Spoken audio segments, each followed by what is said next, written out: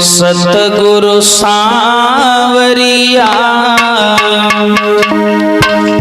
और मोही लई सारी दुनिया मेरे सतगुरु सांवरिया मोही लई सारी दुनिया मेरे।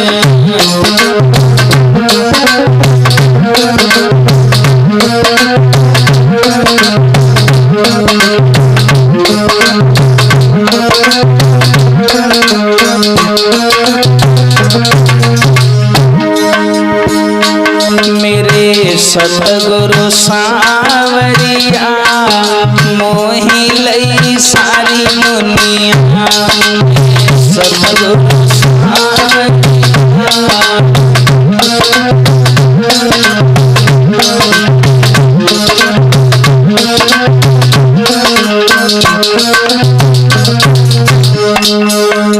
सभी भक्त बोलेंगे भाव से। अरे मेरे सतगुरु पे कलम न स्याही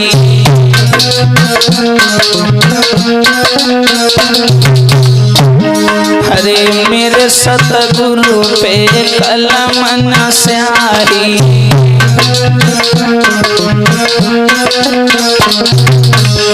और बिन स्याही और बिन कलम मोही लई सारी दुनिया बिन स्याही और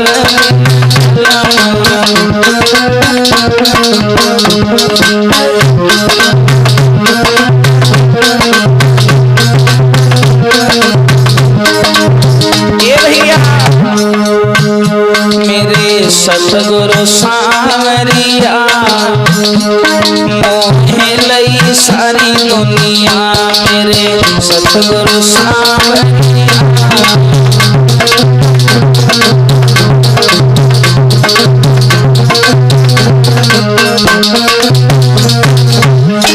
और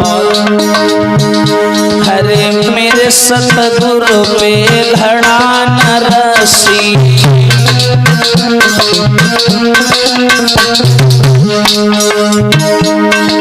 मेरे सतगुरु पे घड़ा न रसी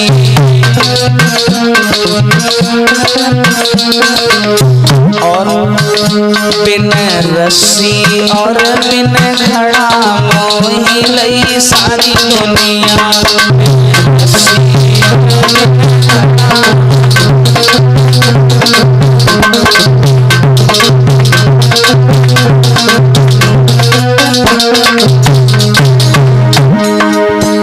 मेरे सतगुरु सांवरिया मोहे सारी दुनिया मेरे सतगुरु सांवरिया।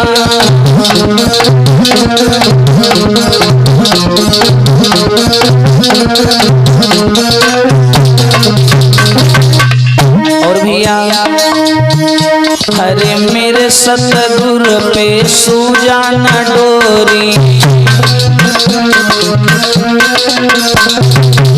हाँ हरे मेरे सतगुरु पे सूजा न डोरी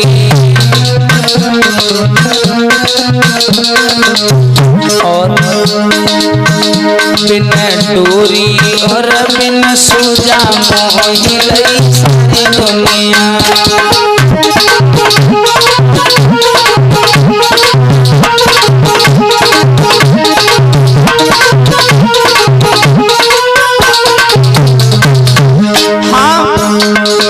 सतगुरु सांवरिया मोहे लई सारी दुनिया मेरे सतगुरु सांवरिया।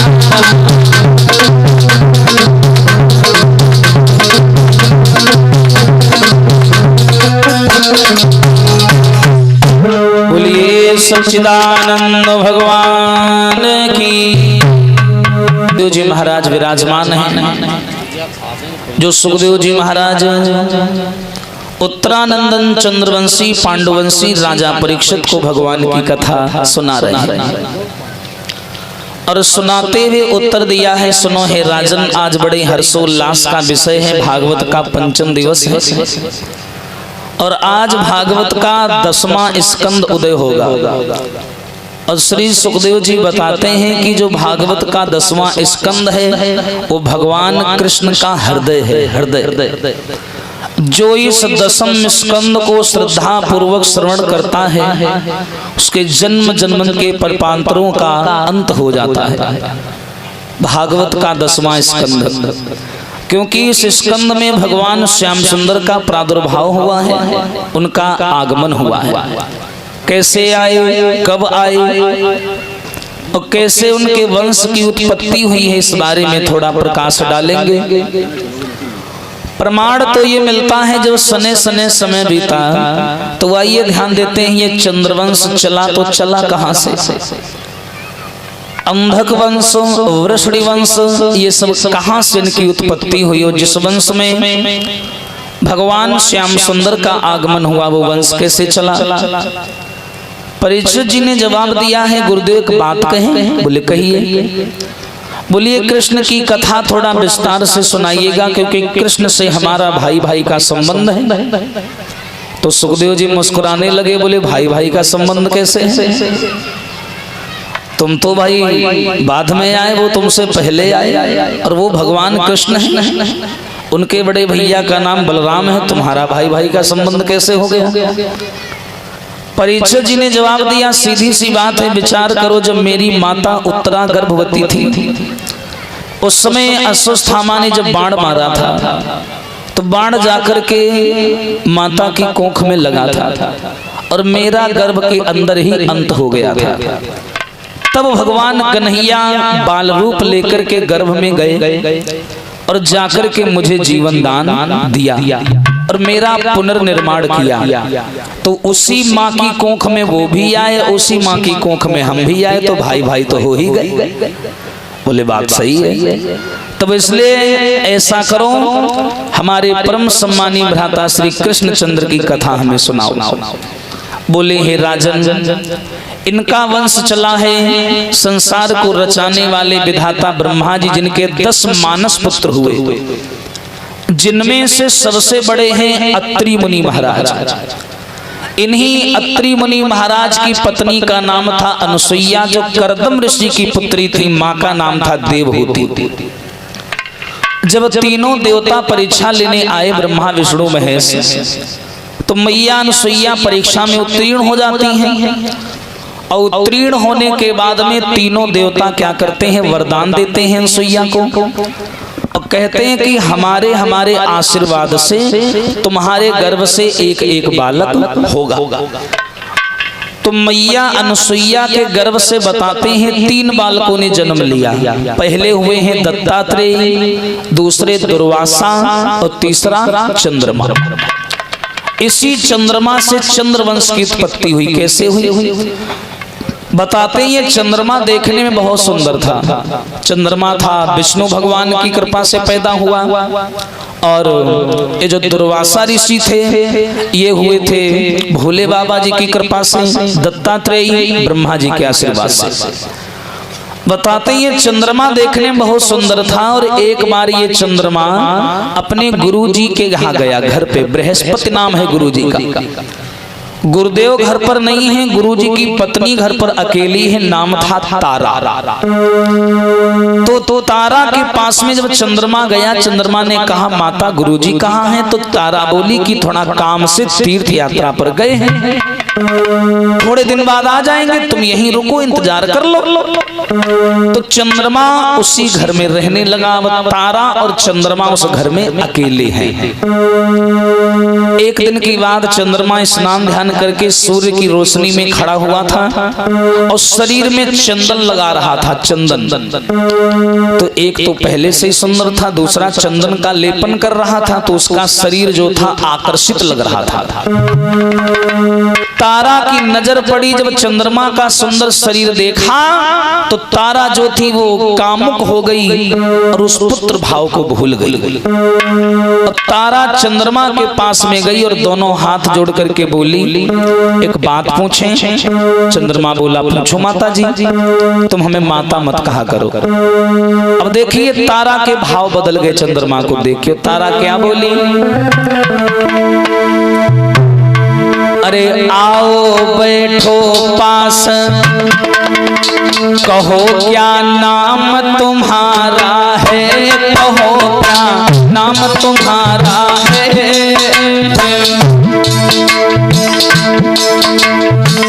आओ बैठो पास कि तुमसे स्वार्थ हमारा।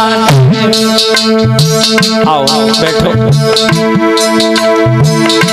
ये चंद्रमा, तुम्हारा नाम चंद्रमा है? हाँ, बहुत सुंदर लगते हो तुम हमें। करो चाहत तुम संग शादी, करो चाहत तुम संग शादी। अरे तुम्हारे पीछे होवे चाहे जीवन की बर्बादी, ना तुम बिन जी पाऊंगी। अरे शादी हम संग नहीं करी तो मैं मर जाऊंगी। और रूप पर मैं आधीन भई, रूप पे मैं आधीन भई। और मानो मेरी बात आज मैं तेरी नारी भई।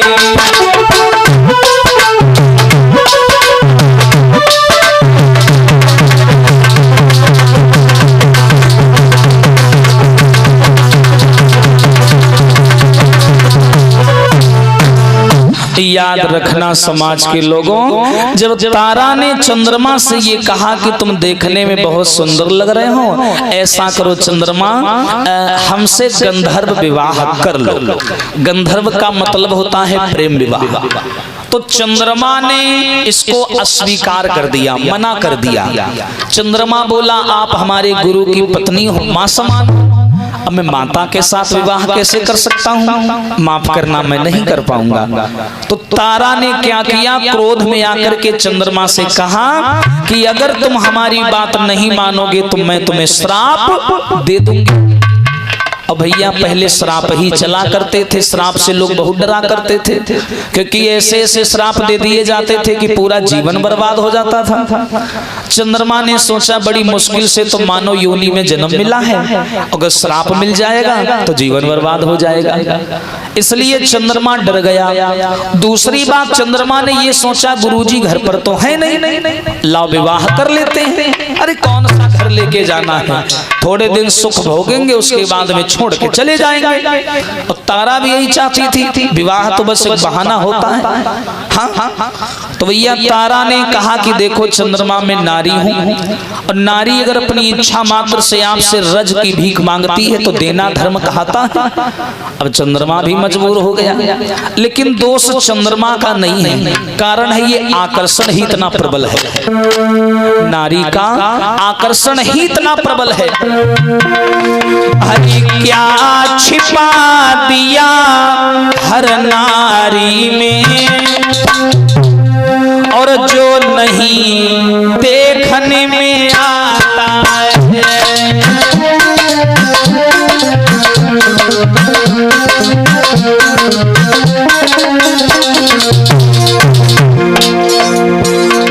क्या छिपा दिया हर नारी में,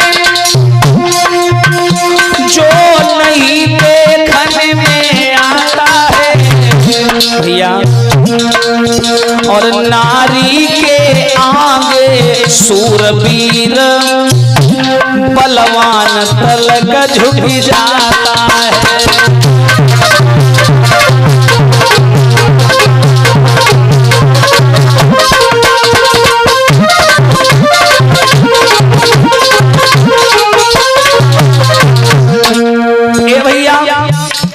ये गलती भूल चंद्रमा की नहीं है, क्योंकि मैंने उस दिन भी बताया था कि नारी की छाही पड़त अंधे हो तब भुजंग, और भैया उनकी का दशा जो नित नारी के संग।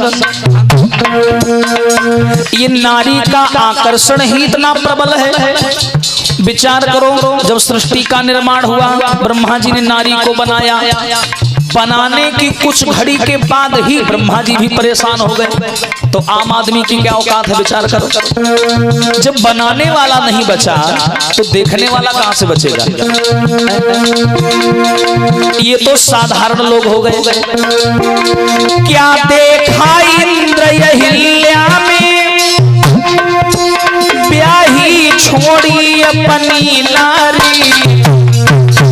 और क्या देखा नीच चंद्रमा ने, जो गुरु की ले भागोदारी।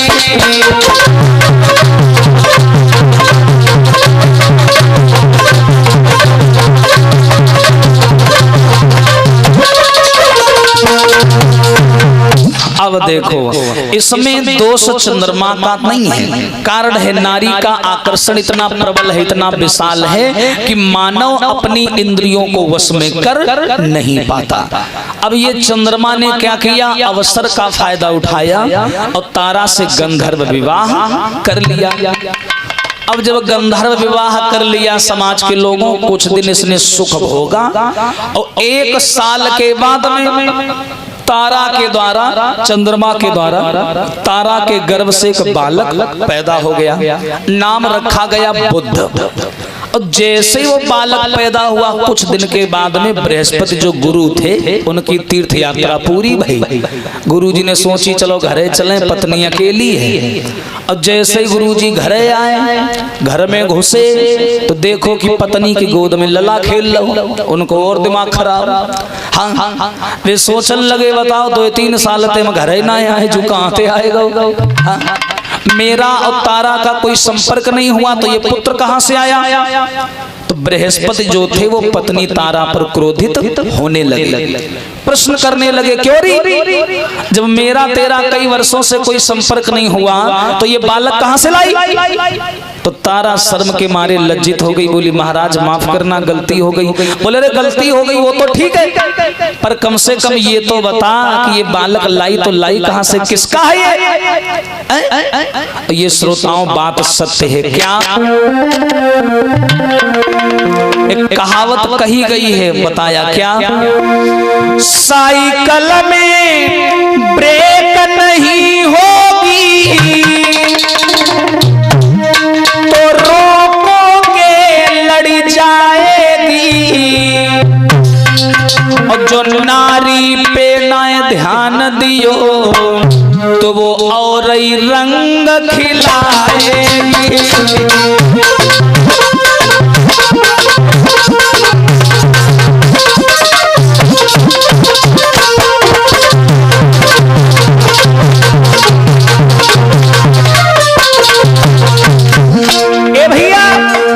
स्त्रिया चरित्रम पुरुषस्य भाग्यम दैवो न जानाति कुतो मनुष्य।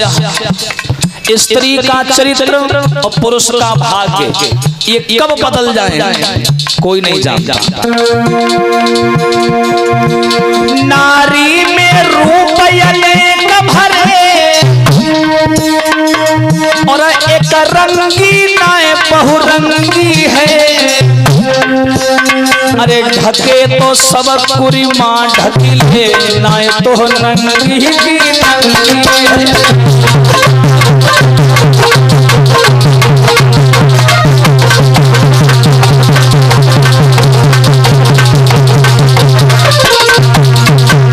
याद रखना समाज के लोगों, इन्होंने तो बहुत प्रश्न किए, बताइए बालक कहां से ले आई। अब देखो तुरंत उसने जवाब दिया कि स्वामी नाराज ना हो, ये जो बच्चा है ना ये तुम्हारे ही चेला का है, चंद्रमा का। अल्ल जैसी तारा ने बताई उन्हें गुरु चेला में गदबद चालू। हाँ, चंद्रमा और बृहस्पति में लड़ाई होने लगी। गुरुजी बोले तेरे जैसे चेला से बढ़िया था हम ऐसे ही रहते।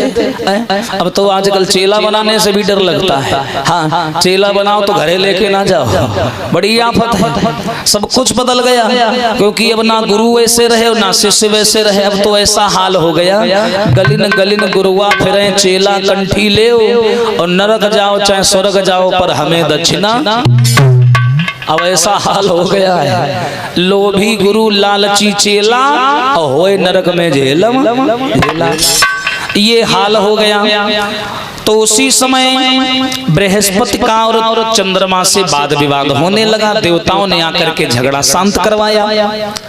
तो उसके बाद में जो बालक पड़ा हुआ था गोद में, बृहस्पति की नजर पड़ी, देखा बालक बड़ा सुंदर है। तो पहले तो इस बात पे लड़ाई हो रही थी कि इसने हमारी पत्नी के साथ गलत किया। अब इस बात पर लड़ाई होने लगी कि बालक कौन लेगा।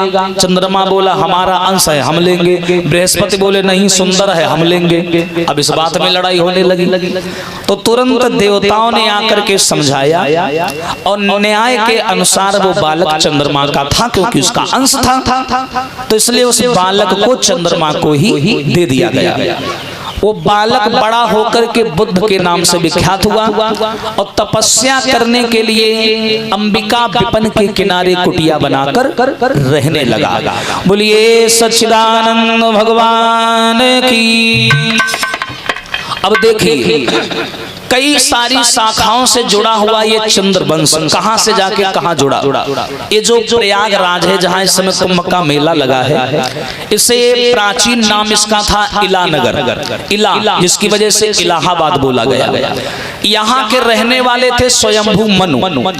उन्होंने क्या किया, जब उनके घर में संतानें नहीं हुई तो ब्राह्मण मंडली को बुलाया और बुलाने के बाद में अपने घर में हवन शुरू करवाया और ब्राह्मणों से कहा कि देखो हमें बेटा चाहिए, बेटा। तो ब्राह्मणों ने क्या किया, मंत्र एक उनके गड़बड़ निकल गया मुंह से। पुत्रो उत्पन्ना भवत की जगह पुत्री उत्पन्ना भवत निकल गया और हवन कुंड से कन्या का जन्म हो गया।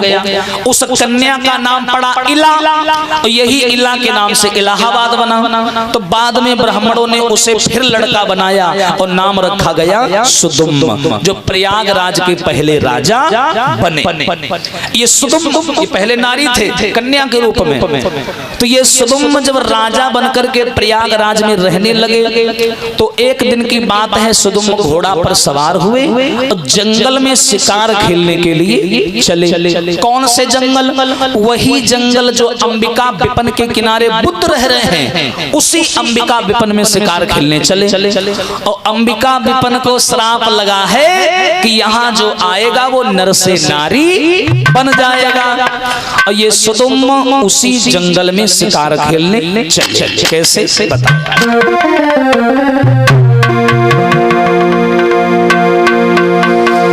हरि खेलन चले शिकार, अश्व पे सवार सुनो सरदारी, घोड़ा पे भयो सवार रे नए पल की देर लगाए।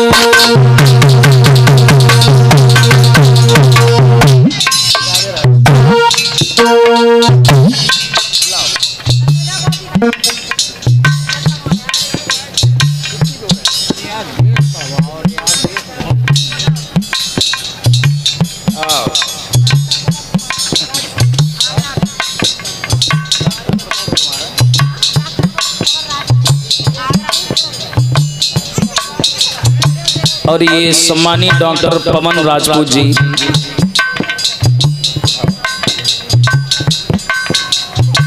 ये आगरा से हैं और ये गांव बढ़नपुर से आए हैं सभी भक्त कथा सुनने के लिए। कुलदीप राजपूत जी का पूरा परिवार आया है कथा सुनने। पिछली साल हमारी कथा हुई थी वहाँ और ये बने थे कन्हैया।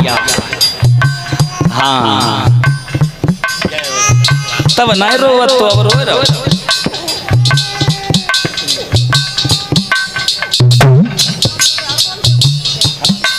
और 501 सादर सुमन हमें भेंट हो रही हैं और 101 सादर सुमन सभी स्टाफ के लोगों को भेंट हो रही हैं। परमात्मा से आशीर्वाद की कामना, ऐसे ही प्रेम बना है।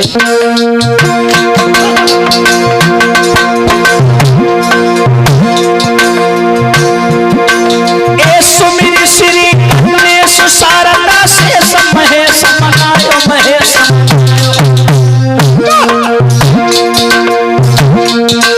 अरे सुमिरन करके माता पिता को तेगा हाथ उठाए।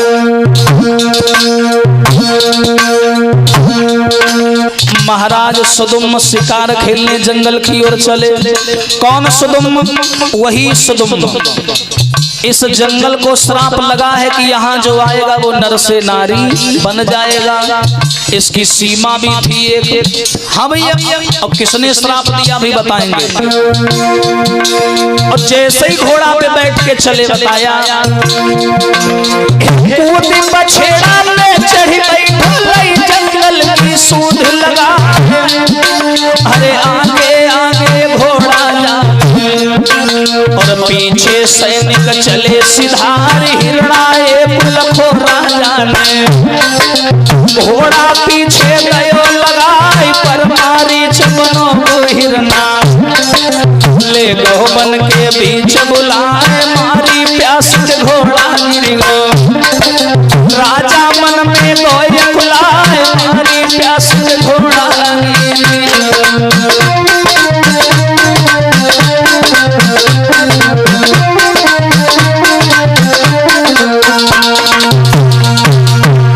याद रखना समाज के लोगों, महाराज सुदुम्न घोड़ा पर सवार होकर के जंगल में प्रवेश किया। अंबिका विपन, इस वन को श्राप दिया था भोले बाबा जी ने। कब दिया था श्राप?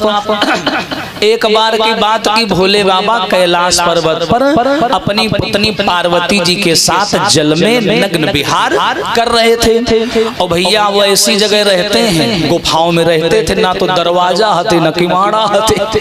हाँ, तो सप्त ऋषि जो थे भैया, वो सौनक आदि ऋषि ये घुसते हुए चले आए अंदर। दरवाजा रवाजा हते नहीं। तो मैया पार्वती उनको देख के शर्मा गई। तो बाद में जब वो लोग चले गए तो पार्वती ने भोले बाबा की क्लास लगाई कि बताओ तुमने कोई ऐसा कमरो नहीं बनवाओ जहाँ हम बैठ के तुमते दो चार बातें चुप्पा करे सके। है ना, सब खुला परो, कहूँ कोई चलो आ तो मैं उठाए, कहूँ कोई चलो आ। हाँ, तो भोले बाबा ने इस अंबिका विपन को अपने लिए चुना था, अपनी अंबा के लिए, तभी नाम पड़ा अंबिका। और श्राप दे दिया कि यहाँ जो आएगा वो नर से नारी बन जाएगा। और नारी बनी मेरे सब रात भैया, कौन जाएगा वहां? कोई नहीं जाता था, सुदुम्न को पता नहीं था। और जैसे ही इन्होंने कदम रखा जंगल में और उसी श्राप वाली सीमा को पार किया, तुरंत ऐसा चमत्कार हुआ कि जो राजा हते बे रानी बनी गए, जो घोड़ा तो सो घोड़ी बनी गई। अब जैसे ही रूप बदला, अब ये बेचारे शर्म के मारे परेशान रोवन लगे जंगल में। बोले हाय अब क्या करें, हम तो घर पे अच्छे खासे आए, जाने जा जंगल में तो रात की चुड़ैल। बताओ, हम नरते नारी बन गए। और नारी की जिंदगी भैया बहुत ही खराब। रोवन लगे, शरीर में धोती होती आए गई। हाँ, देख देख के परेशान। बोले भगवान अब घरे कैसे जाएं, क्या करें? अब हम लौटी कहाँ को जाए।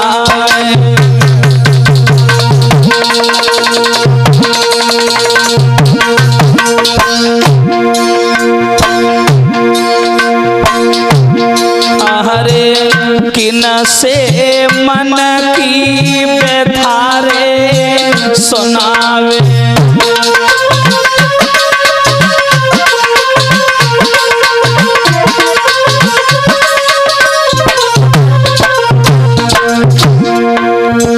विचार करो, यहाँ से तुम्हें बड़ी आसानी से बता रहा हूँ, लेकिन जो जो दुख उनके ऊपर उस समय बीत रहा था मैं वर्णन नहीं कर सकता। बड़े दुखी हो गए। बोले हे भगवान, मैं तो पुरुष था, पुरुष इस जंगल में आया, नर से नारी बन गया। अब मैं करूं क्या, कहाँ जाऊं? अरे मारी कटारी मैं मरी जाऊं, मरी जाऊं, मरी जाऊं।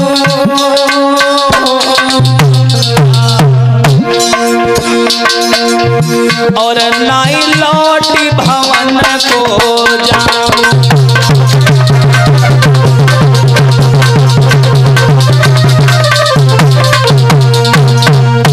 अब जैसे ये नर से नारी बन गए सुदुम्न, वही भैया जंगल के भीतर करुण क्रंदन करने लगे, रोने लगे। बोले कैसे घर जाऊं, एक तो नारी का शरीर बन गया और नारी हूँ, और पता चले घरेगे घर वाली और नहीं स्वीकार करेगी, मार के भगा देगी। हाँ, वो भी नहीं मानेगी, घर वाले पहचानेंगे नहीं, और ऊपर से नारी है, और पता चले हम घरे जाएं और रास्ते में कोई नशेड़ी मिली हो तो उराफत है। नारी है, डर तो लगता ही है। हाँ, करें काम। सुदुम्न ने सोची एक काम करें, जई जंगल में घूम फिर के देख ले, हो सकत कोई सहारो मिल जाए। हाँ, हो सकता है कोई इस चीज से हमको हटाने वाला मिल जाए, बचाने वाला मिल जाए। तो सुदुम्न उसी जंगल में घूमते नारी बन गए, घोड़ा वहीं बांध दिया जो घोड़ी बन गया था। अब ये बेचारे जंगल में घूमते घूमते घूमते घूमते जंगल के किनारे निकल गए। किनारे जाकर के देखा बुद्ध महाराज की कुटिया पड़ी हुई थी, अंदर नहीं किनारे।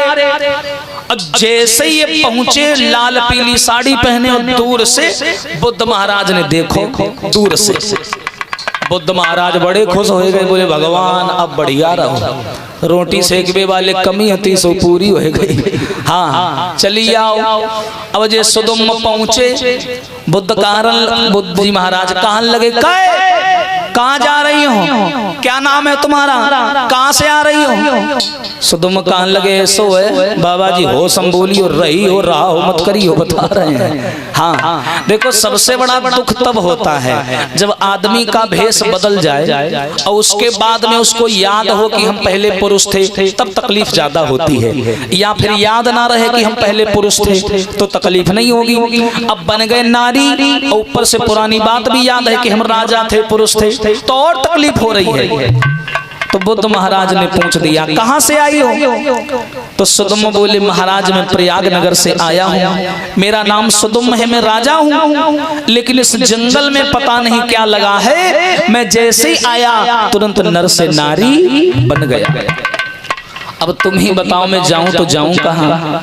बुद्ध महाराज कहने लगे, तो क्या विचार बनाया तुमने, घर जाओगी। सुदुम्न बोले, ऐसी हालत में घर तो नहीं जाएंगे, घरवाली हमें स्वीकार नहीं करेगी। तो बुद्ध बोले, तो हम भी तो यही कह रहे हैं, घर मत जाओ, हे हमारी कुटिया में रहो, अपनो घर समझो, और 4 रोटी सेको, 2 तुम खाओ 2 हम खाएं, प्रेम ते रहो। सुदुम्न सोचने लगे, आओ बाबा है बेचारो, सही कह रहा है, बाबा सीधे होते हैं, लेकिन इस समाज के लोगों ये तिलक धारिन को सीध होना समझियो, हम तुम्हें बता रहे हैं।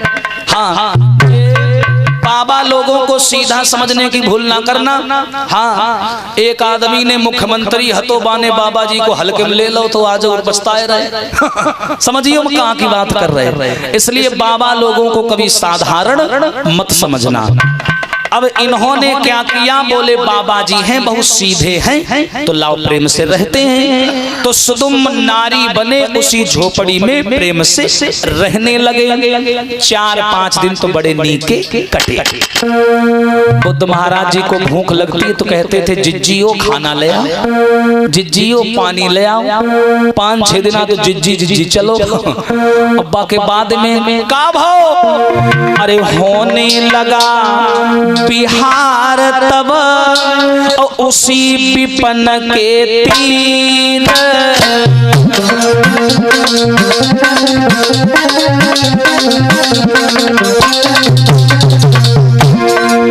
बिहार होने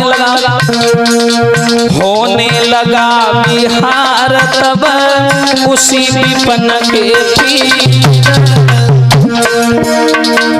बुद्ध के संयोग से भव बेटा एक बलबीर,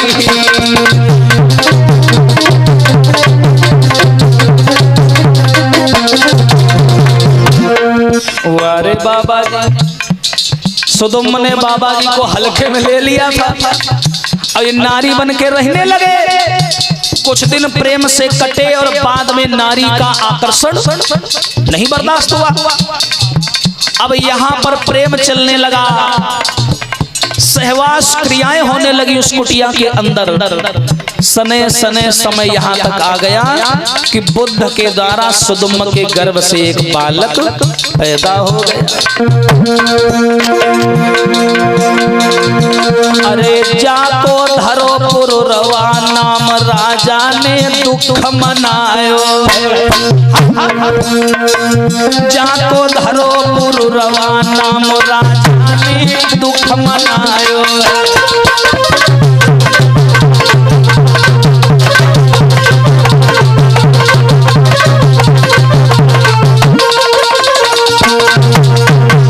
याद रखना समाज के लोगों, इन्होंने क्या किया, उसी कुटिया में रहने लगे तो 4-5-6 दिन बड़े अच्छे कटे।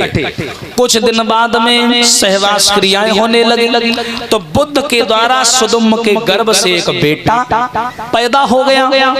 अब सुदुम्न बाल लड़का को गोद में ले बैठे रोए, लड़का अलग ते रोए, अपन अलग ते रोए। हाँ, अब बाबा जी गायब, बाबा जी गायब। सुदुम्न कहने लगे जगह ना से हो जाए मरी पर जिज्जी का। हाँ, अब बताओ, और जो गोद में परे पे पे कर रहा हूँ जाए कहाँ ले जाए। और सही कहा जी, बाबर को अच्छो ना समझियो, बहुत वैसे होता है। हो तो बेचारे बड़े दुखी, सोचने लगे अब क्या करें, कैसे घर जाएं। अब तक चाहती कि चलो हम आए, नारी बन गए और नारी बनत देर नहीं लगी।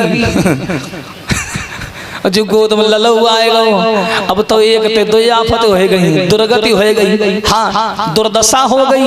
अब तक हती कि चलो एक दशा आती, अब तो 2 दशा हो गई। अब कैसे घरे जाएं। तब जे रोवन लगे भाई जंगल में, और रोए रोए के का बोलो, अरे मति तेजो दीनानाथ जन्म नारी को बहुत बुरो है। अरे मति तेजो दीनानाथ जन्म नारी को बहुत बुरो है।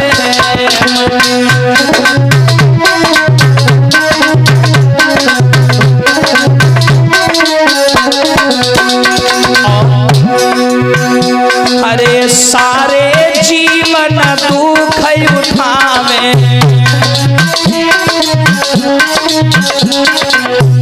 और अरे सब लोग के ताना पावे, और मेरे दिल की समझ न पात जन्म नारी को बहुत बुरा है।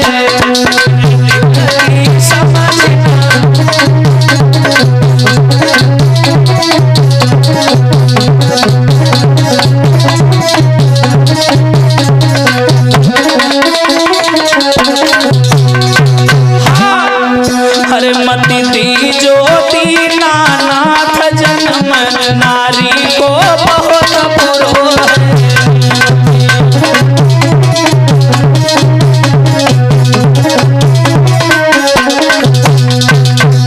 अब देखो बेचारे सुदुम्न रोवन लगे, बोले बताओ अब ये पुत्र भी आ गया और बाबा जी भी गायब। अब सुदुम्न सोचने लगे करे तो करे क्या, करे तो करे क्या।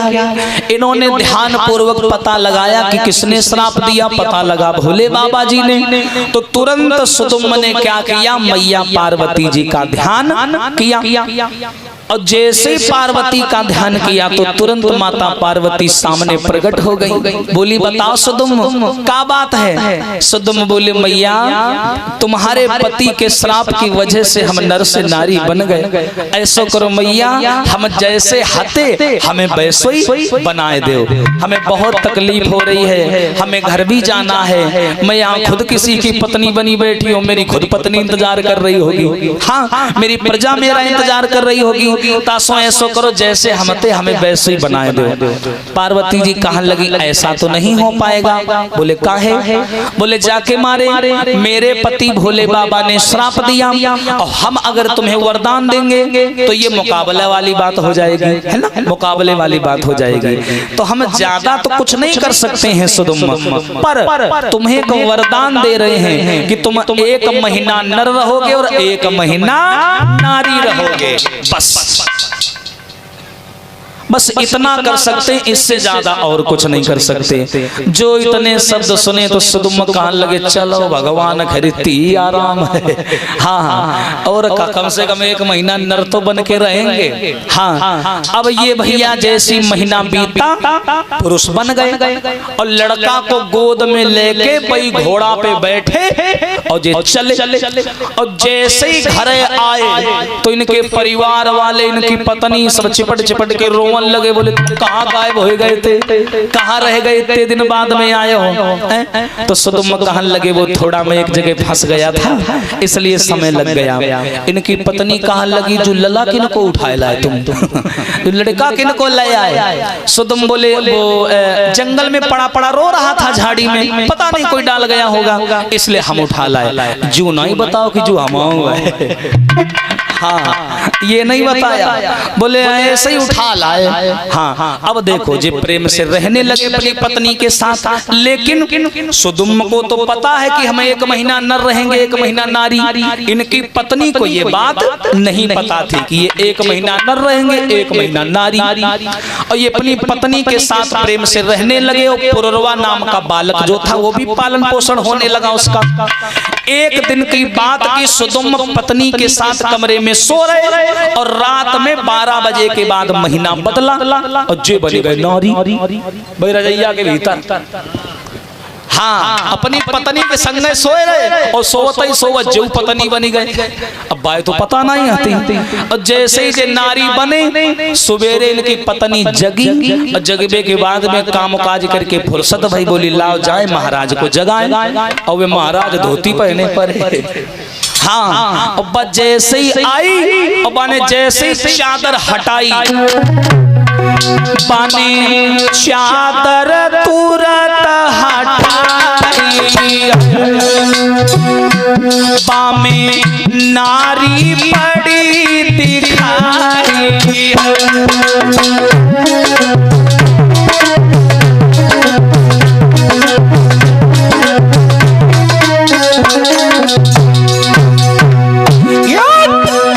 जैसे ही भैया माँ ने चादर हटाई बेल लगाए मेहंदी सोए रही। हाँ बात चिल्लाए पड़ी हज कहाँ थे आई, बाएं ताएं देखो बाएं कचनाए में झाड़ू धरी थी भाई, झाड़ू उठाई दे पाए पाए दे पाए। हाँ करी तू कहाँ थे आई, यहाँ मेरा पति सो रहा था, तू कहाँ तू है कौन जल्दी बता। सुदुम्म ने शरीर देखो बोले मर गए, महीना चेंज होगा हमें पता ही नहीं चलो अब क्या करें। बोले अरे अरे सुन तो, अरे अरे उपनमिया अरे निकरो की जा सुन तो ले। हाँ अब मैं रोने लगी, अरे बातों धारी के तब झुंझलाई नकटी बता काते आई।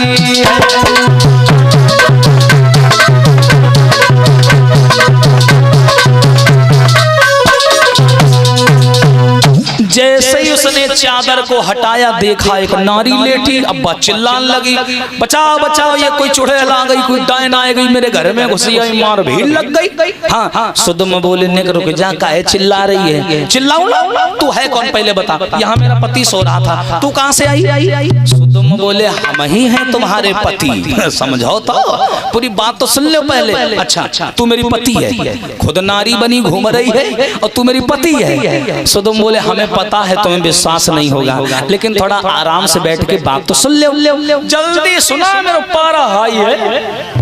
हाँ पता नहीं मेरे खसम को खाएगा, सही बात है। अब देखो बेचारी लड़न लगी, सो सुदुम्म ने हाथ पकड़ के आराम से बैठा के समझाओ कि ऐसे ऐसी बात है, ज्यादा क्रोध ना करो। अब मैया पार्वती ने वरदान दो, हम नारी बन गए थे कि 1 महीना नर रहोगे 1 महीना नारी रहोगे, और ये बात हम तुमको बताना भूल गए, इसीलिए कल शाम को महीना बदला और हम नारी बन गए, ध्यान नहीं रहा।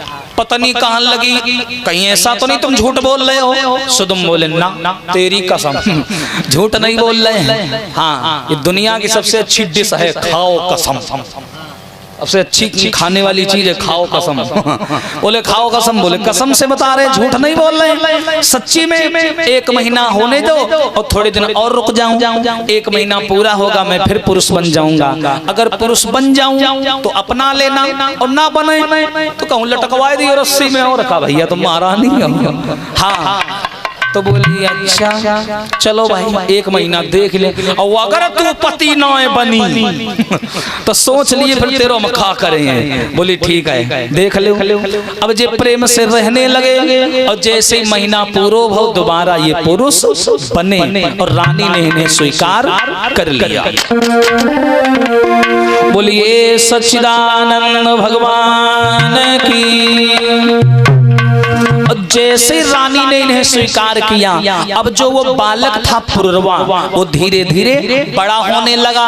अब जब पुररवा का वंश आगे बढ़ा तो इसी पुररवा के हुए आयु, और इसी आयु का एक पुत्र हुआ, नाम पड़ा था राजा नहुष।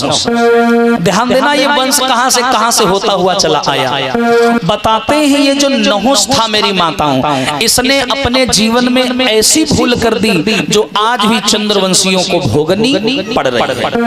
कहते हैं आदमी के हाथों से हुई एक छोटी से छोटी भूल उसके जीवन में सूल बन जाती है। छोटी सी भूल सुदामा ने करी, झूठ बोला, दरवाजे दरवाजे भीख मांगनी पड़ी।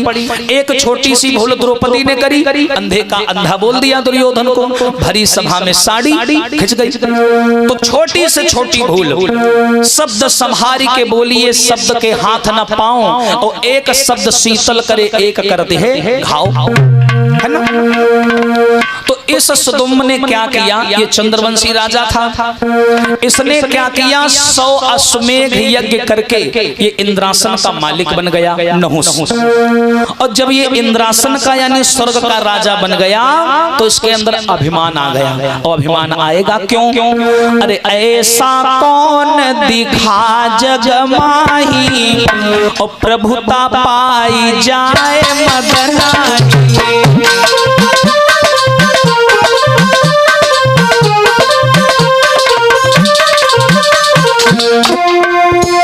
हरि ऐसा कौन दिखा जग माही, अरे प्रभुता पाई जाए मदनाई।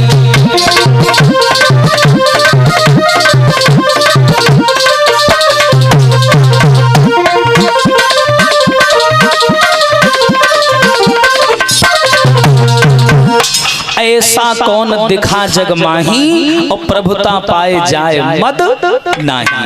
ऐसा संसार में कोई नहीं हुआ जिसको पैसा मिला हो और घमंड ना आया हो। तो जब ये स्वर्ग का राजा बन गया तो इसके अंदर अभिमान आ गया, घमंड आ गया, और इसने क्या किया, अपनी शक्ति का और सत्ता की पावर का गलत फायदा उठाना शुरू कर दिया। जब ये स्वर्ग का राजा बना, जो पहले वाला इंद्र था उसकी पत्नी को इसने देख लिया और उसकी पत्नी के ऊपर ये फिदा हो गया और उसको परेशान करने लगा। परेशान करने लगा। और देखो कैसे ये चंद्रवंशियों की भूल आज भी उनको रुला रही है। और इसने क्या किया, उस इंद्राणी को पत्र लिखना शुरू कर दिया। भाई राजा था, कुछ भी कर सकता था। और इसने उस पत्र में लिखा कि सुनो इंद्राणी, क्या प्रेम भरा पत्र लिख रहा है इंद्राणी के लिए कि बैठी के गम की तन्हाइयों में तेरे बारे में सोचा करेंगे।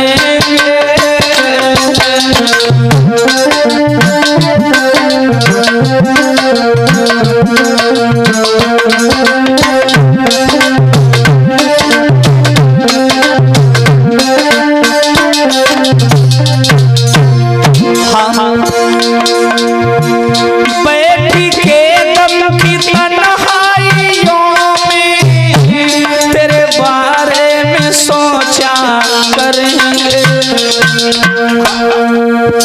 और नाम लिख के हथेली पे तेरा, नाम लिख के हथेली पे तेरा, याद आने पे छुमा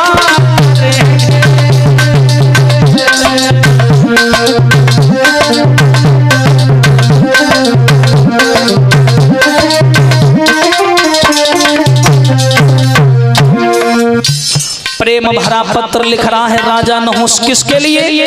पहले वाले इंद्र की पत्नी के लिए। और क्या क्या नाम लिख कर हथेली पे मेरा, याद आने पे चूमा करेंगे, और सामने रख के तस्वीर तेरी, भैया सामने रख के तस्वीर तेरी, उसे जी भर के देखा करेंगे।